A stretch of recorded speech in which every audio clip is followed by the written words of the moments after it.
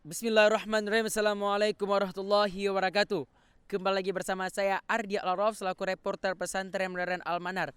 Baik hadirin, hari inilah ada hari H-1 untuk acara pelaksanaan MTQ Al-Manar yang pertama. Insya Allah akan diselenggarakan pada besok pagi upacaranya yang bertepatan dengan tanggal 19 September 2021 pada hari Ahad besok pagi.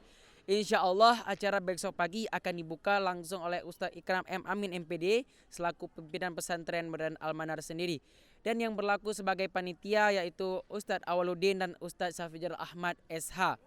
Baik hadirin, ada pun beberapa cabang lomba yang akan dilombakan untuk besok. Di antaranya tilawatul Quran, syarhil Quran, fahmil Quran, khatil Quran, dan tahfidul Quran 1 juz sampai 5 juz. Mungkin hanya ini yang dapat saya sampaikan untuk hari ini.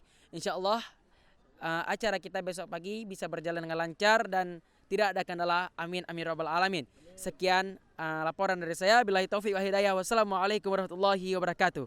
Salam MTQ. Bilang Allah biar aja biar bilang lah. Nampak. Saya kasih untukmu daripada dapat air saya. Ya lah, dah dapat je. Oh, Zahid. San. Oi. Pimen. Sikit tak di besi. Ada ya.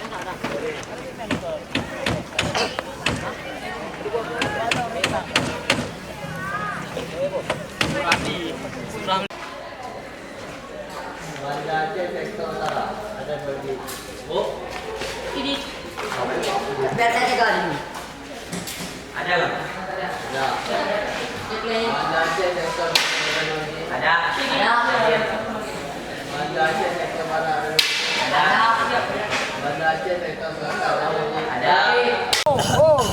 Kok jadi? Dapat. Tinggi. Noten yo, noten. Mana kartu? Ada. Dibilang apa?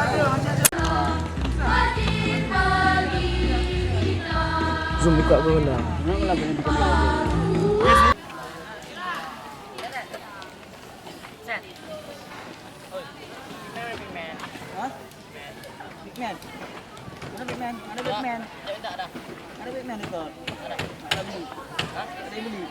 Ada orang hitam. Beli simpannya lu. Iya aku di ini. Apa? Oh lu kok itu aku. Apa lu? Oi. Itu lu. Aku bayar. Dapat. Ada enggak?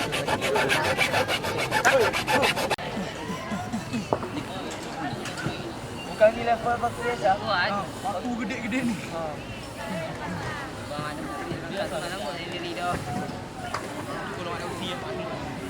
Bilang biar aja biar bilang lah. Nampak. Saya kasih untukmu daripada dapat air saya. Ya lah, dah dapat je. Oh, Zahid.